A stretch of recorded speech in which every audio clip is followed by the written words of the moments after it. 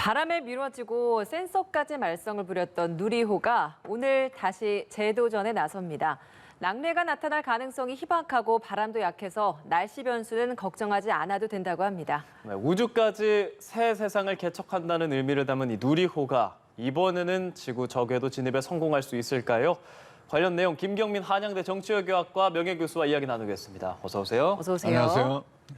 네, 저희가 참고로 정치외교학과 교수님이라고 소개는 드렸습니다만 네. 항공 쪽 전문가이지 않겠습니까? 앞서서 저희랑 좀 잠깐 이야기를 나누시면서도 말씀하셨습니다만 그 누리호 그 인천 나로 우주센터에 10여 년 전부터 가셔서 그곳에서 굉장히 많은 일을 또 도와주셨다고 들었습니다. 오늘 이렇게 2차 발사 앞두고 있는데 굉장히 감회가 새로우실 것 같아요. 저는 그 누구보다도 한 개인으로서 네. 감회가 새롭다 할 수밖에 없는 것이 러시아에 그 합작해서 나로를 했을 당시에 예.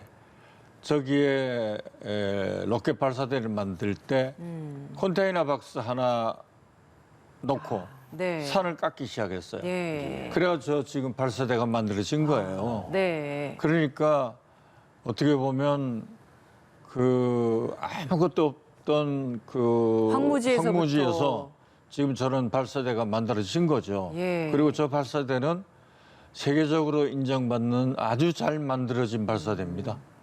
예, 그거는 자부심을 가져도 좋습니다.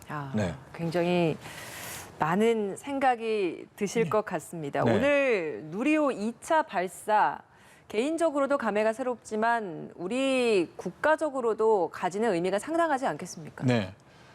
국가적으로도 국력이 상승하는 하나의 터닝 포인트가 된다. 왜냐하면은 우주의 시대가 열려 있어요. 그래서 오늘 로켓을 우리가 성공시키게 되면 이제 한 4번 더 쏠 겁니다만 2027년까지 네. 단군 역사 이래 우리 기술로 만든 순수 국산 로켓이 성공하는 겁니다. 예. 그러니까 대단히 역사적인 날이죠. 네. 예. 근데 이제 4번 더 앞으로 하는 이유는 네. 과거에는 로켓을 개발이 각 나라나 우주 선진국들도 기술들이 그렇게 완벽한 건 아니었잖아요. 네. 이 실수들을 많이 했어요. 그렇죠. 그래서 옛날에는 로켓에 이제 기본 타입을 만들어 놓고 발사해서 성공하면 그래도 한 9번씩 더 쐈어요. 그 이유는 10번은 성공해야 이 로켓이 기술적으로 완전히 안정성이 확보되었다. 네. 이렇게 판단하기 때문인데 우리는 이번에 성공하면 한 4번만 더 쏘아서 성공하면 이 누리호는 언제 쏴도 성공할 가능성이 100%에 가깝다라는 것이 검증이 되는 거죠. 예. 그럼 4번을 쏘는 도중에 문제가 생긴다면 뭐 3번째나 4번째 문제가 생긴다면 그 4번의 횟수를 늘리거나 혹은 어떤 뭐 발사 과정에서의 변화가 생기거나 뭐 그렇습니까? 더 늘리지는 않습니다. 예산 문제도 있고 그러나 이제 결함을 찾아내는 데는 굉장히 빠를 겁니다.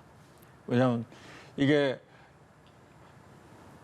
계속 실패를 해가지고 마지막에 한번 성공하면 예. 이 정신을 못 차릴 텐데 계속 성공을 하고 또 중간에 한번 실패하고 이런 나라들도 있거든요. 네. 우주 선진국들이. 그럼 그 문제는 금방 잡아내요. 그래서 여러 번의 똑같은 타입의 누리호를 앞으로 더 발사할 수 있는 예산과 시간이 확보되어 있다는 것은 누리호 로켓을 완전히 순국산으로 대표 예, 로켓으로 예. 안정시키겠다는 거죠. 네. 그 누리호를 부를 때 꼭 붙는 수식어가 순수 우리 기술로 개발한 한국형 발사체 누리호다 이렇게 이야기를 하지 않습니까? 네. 그렇게 우리만의 기술로 제작하고 개발하고 하는 것이 많이 어려운 일입니까? 100% 어렵습니다. 왜냐하면은 이제 이 우주만큼은 미국이 우리하고 그렇게 동맹이라도 그 로켓 개발하는데 기술 이전을 안 해줘요. 그게 저게 이제 결국은 ICBM 대륙간 탄도탄하고 연결이 되기 때문에 그 문제 때문에 미국도 우리한테 안 해주는 무기와 것이고 연관이 예. 되어 있어서요. 러시아하고 옛날에 하고 했을 때는 미국도 안 해줬겠지만 러시아가 그때 국가 경제 부도였어요. 그래서 우리한테 돈 받고 1단 로켓을 가져와 가지고 해준 거죠. 네. 네.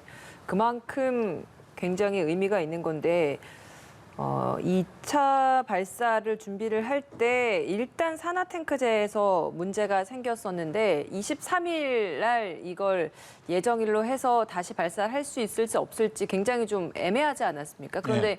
생각보다 빨리 이걸 발견을 했고 시정을 해서 예정대로 다시 이제 그 예정일 안에 발사를 할 수 있게 됐어요. 그러니까 네. 이렇게 된 건 1차 때 한번 실패를 했던 게 뭐 영향을 줘서 그걸 좀 더 빨리 시정할 수 있었다 이런 얘기도 있던데 맞습니까? 아니 이제 그 WDR이라고 네. 웨트 젖었다. 웨트 드레싱 리허설. 그러니까 이제 산화제를 넣어보고 네. 처음에는 그 발사했었죠. 네. 그 검증을 하고. 근데 그때 문제가 없었거든요. 근데 이제 2차 로켓 이번에 발사할 때 그때 했으니까 왜냐하면 그것도 리스크가 있어요. 그 산화제를 넣었다 빼고 이런 과정에서 그 전번에 성공했으니까 괜찮으리라 하고 이제 그거는 진행을 안 했던 거죠. 안 했는데 센서 문제가 생겨서 네. 됐는데 내릴 때도 주변의 전문가들이 예. 큰 문제는 없을 거다. 아. 왜냐하면 센서 그 자체의 문제로서 끝나지 않았을까 이렇게 예측을 했었는데 정말 그대로 센서 문제 하나로 끝나서 지금 이 날씨가 지금 어떻게 보면 신의 한 수로 딱 예. 이렇게 장마 들어가기 전에 오늘 날이 잡혀서 다행입니다. 네. 그 좀 쉽게 이해를 한 게 맞는지 좀 확인해 보고 싶은 게 네. 1차 발사 때는 사전 점검을 1단계, 2단계, 3단계 이렇게 쭉 다 했다라고 한다면 1차 때 무리 없이 넘어갔던 부분은 이번 2차 발사 이제 이동을 하기 전에 1단계 하고 2단계는 좀 건너뛰고 3단계, 한 5단계 이 정도로 했었는데 거기에서 조금 오차가 생겨서 가볍게 해결할 수 있었다. 이렇게 이야기를 하면 되는 겁니까? 네. 그러니까 이제 그 좀 전에 말씀드렸던 그 웨트 드레싱 리허설, 예. 그러니까 산화제를 직접 넣어보고 네. 그 산화제 그 게이지도 보고 이렇게 처음엔 했었어요. 근데 아무 문제 없어서 발사됐거든요. 그때 3단 헬륨 탱크가 문제가 네네. 생겨서 그렇지. 그래서 두 번째 발사할 때는 굳이 그것까지 안 해도 된다. 예. 이제 했는데 이게 게이지가 문제가 있었는 것은 발견이 됐던 거죠. 네. 예. 이제 8개월 만에 재도전을 앞두고 있습니다. 지금 와서 뭐 연기되거나 갑자기 뭐 밀리거나 변수가 생길 만한 것은 없습니까? 그거는 뭐 100% 장담할 수가 없는 게요. 이게 우리 이 항공기들처럼 공기 중에 왔다 갔다 하는 거라면 너무나 많이 기술적 안정성이 있기 때문에 상관없는데 예. 이 대기권을 벗어나면은 그때는 공기가 없어요. 산소가 없어요. 그러니까 우리가 산화제라는 것은 뭐냐면 산소를 갖고 가는 겁니다. 그러면 산소가 있어야 탈 거 아닙니까? 네. 그게 로켓만큼 산화제를 갖고 가는 게 산소를 갖고 올라가는 거예요. 그래서 이제 거기에서 벌어지는 일들 자체가 다른 나라하고 해서 다 경험을 해봤으면 괜찮은데 우리는 이거 순수 우리 기술이기 예. 때문에 네. 로켓이 올라가면서 이게 이제 연료가 타면서 진동도 있고 그 기기 어떤 이 변화도 있을 수도 있고 예. 여러 가지 가능성이 있잖아요. 이것을 우리가 육상에서 할 수 있는 한은 다 해본 겁니다. 네. 다 해보고 지금 올리는 거니까. 그래서 이번에 발사 목표를 고도 700km에까지만 위성을 집어넣으면 된다. 예. 이게 지금 성공 여부의 가늠자입니다. 예. 예. 아. 그 다음에 위성 통신 이거는 설령 안 되더라도 성공으로 확인하기로 이렇게 발사관리위원회에서 지표를 정해준 겁니다. 네. 그게 지난 3단 로켓 때 521초 동안 그 추력을 좀 발휘해서 3단 로켓이 힘을 발휘해서 올라가 줬어야 되는데 도달하지 못한 그 선이라서 지금 그걸 통과를 해야 성공 여부를 가늠할 수 있는 그 기준인 겁니까? 네. 초속 7.5km의 예. 속도가 나야 돼요. 네. 7.5km 속도가 나야 궤도에 들어가고 그 궤도에 들어감으로써 그때는 관성으로 위성이 네. 지구 자전하면서 중력하고 이 기량작용을 그러니까 서로가 팽팽한 거죠. 네. 이래 가지고 지구를 도는 거거든요. 아, 네. 그렇기 때문에 저번에 그 산화제 탱크에서 누수가 생기는 바람에 예. 이 연소를 46초를 더 해야 되는데 그러니까요. 초속이 7.5km 나야 되는데 떨어지니까 예. 그렇죠. 그냥 지구로 떨어진 거죠. 이 중력이 세거든요. 잡아당기는 게. 그러면은 그 고도 700km까지 도달하는지를 국민들은 언제쯤이면 그걸 파악할 수 있나요? 시간이 어느 정도 걸리는 건가요? 16분. 16분이요. 네. 16분이면 이제 텔레메테라에서 필리핀 근처에 추적소도 가지고 있고 네. 또 남극 우리가 세종기에서도 추적소를 가지고 있고 그래서 궤도에 안착했다는 것을 확인하는 시간은 16분이라 보면 되겠습니다. 예. 16분. 예. 그럼 발사가 되고 나서 뭐 1단이 분리가 되고 페어링이 분리가 되고 2단, 3단 이렇게 분리가 되던데 그런 시나리오나 과정을 좀 설명해 주신다면요? 그 이제 올라가면 1단이 연소를 다 분리가 되지 않겠어요. 네. 그다음에 2단이 올라가서도 분리가 되고 그다음에 이제 3단이 가면서 페어링을 열게 돼요. 열게 돼 가지고 그 위성 네. 플러스 모사체가 방출이 되는 거죠. 네. 그래서 이 방출이 돼 가지고 그 속도가 방출될 때 속도가 네. 3단 로켓의 연소의 힘으로 초속 7.5km가 나야 이것이 750km, 700km 궤도에 들어가는 거예요. 아. 그러니까 그렇게만 되면 네. 이제 이것은 성공했다 보는 거고 네. 그 다음에 이제 그 지상하고의 교신 예. 이것이 성공했다 이렇게 브리핑을 한 5시 한 10분경에 브리핑을 하게 될 겁니다. 네. 그러니까 그렇게 된 4시에 우리가 발사했다 치면 예. 1시간 10분 예, 예. 이후에 공식 발표를 할 거예요. 성공 여부를요? 그렇죠. 예. 그러니까 이제 그때는 궤도에 안착된 것만 성공했느냐 아니면 위성 통신까지도 감지가 돼서 위성도 돌고 있다까지 확인할 수 있는 거죠. 네. 네, 정말 기대가 됩니다. 이번에 말씀하신 것처럼 이번에는 그 실제로 작동하는 인공위성이 같이 탑재가 되잖아요. 그러니까 그게 3단 로켓이 이제 페어링이 뭐 열리면서 이제 발사가 된다라고 얘기해 주셨는데 그 위성이 어떤 역할을 하게 되는 겁니까?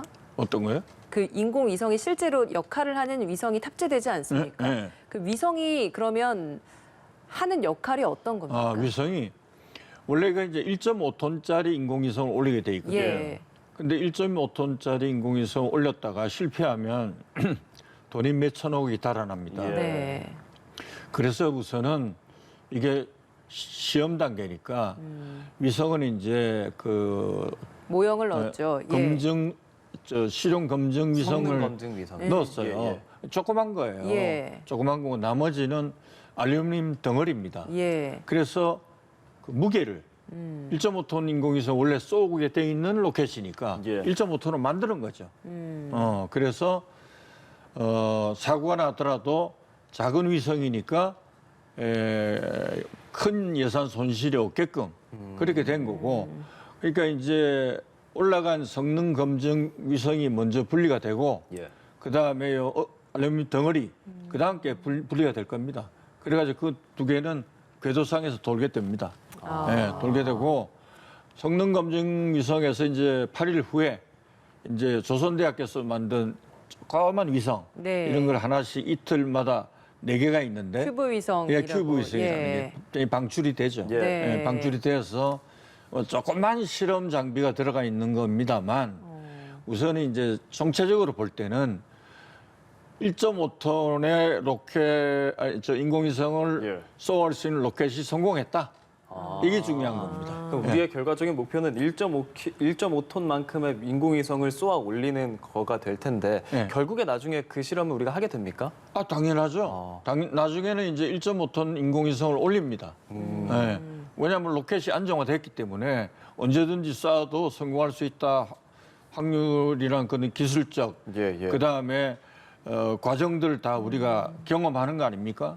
그러면 이제 1.5톤짜리 인공위성을 올리면 그게 예를 들어서 뭐 아리랑 메토가 됐든지 예. 그러면 첩보위성이 되어서 북한이 뭘 하고 있는지 감시할 수 있는 그런 위성들이 되죠. 예. 그렇지만 이제 우리는 기상위성 같은 거는 3톤이니까 뭐 로켓 파워를 지금 1.5톤 인공위성이지만 파워를 더 큰 거를 그걸 위성 고도화 사업이라고 그럽니다. 네. 로켓 고도화 사업. 예. 로켓 파워를 더 크게 해줘. 지금은 하나가 75톤이에요.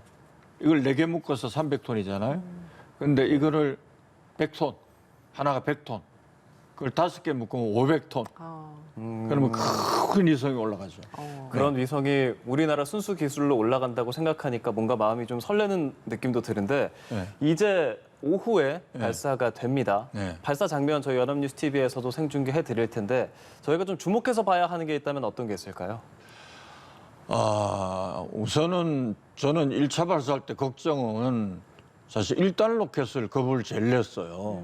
왜냐하면 그 로켓이 엔진이 4개나 달렸잖아요. 네. 그게 파워가 제일 세거든요. 네네. 거기서 혹시 폭발이 일어나면 어떡하나 이랬는데 너무 잘 올라가더라고. 그래서 3단까지 저 한 꼭대기까지 잘 안 보이잖아요. 그래서 야 됐다 했는데 마지막에 눈이 안 보이는 거기서 그런 일이 이제 네. 벌어질 줄 누가 알았겠어요. 알았겠는데 우리가 오늘 로켓 발사 과정에서 주목해야 될 점은 우리 로켓에 붙어 있는 인공위성과 플러스 그 더미라는 게 위성 이제 모사체. 예. 모사체가 궤도에 제대로 들어가는가 이것만 돼도 일단은 성공이다 이렇게 보고 예. 두 번째는 만약에 그 성능 검증 위성까지도 신호가 다 잡히고 커뮤니케이션이 돼서 1년 동안 활동을 계속할 수 있으면 상당한 진전이다. 그리고 다음에는 더 자신감 있는 로켓 발사를 할 수 있겠다. 그렇게 보고 오늘이 우리 단군일의 역사에 우리 기술로 우리가 만든 로켓이 우주로 가는데 성공했다. 예. 이런 방점이 가장 중요한 그 오늘 발사 장면을 지켜보는 큰 의미가 아닐까 생각합니다. 네, 저희도 내일 이 시간에 누리호가 성공적으로 발사됐다 이런 소식을 전할 수 있기를 바라보겠습니다. 네. 지금까지 김경민 한양대 정치외교학과 명예교수였습니다. 고맙습니다. 고맙습니다. 감사합니다.